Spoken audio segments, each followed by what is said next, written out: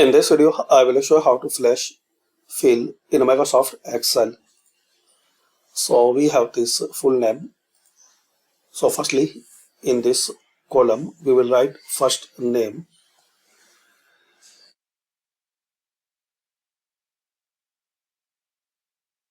Now click here.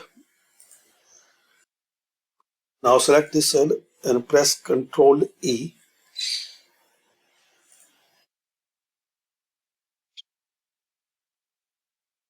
Same in the second column, write last name.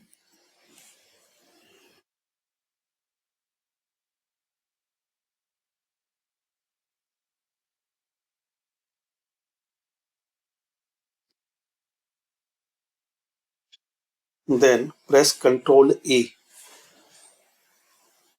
Click anyway and select again and Ctrl E. So this is the method you can flash fill in Microsoft Excel. Thanks for watching.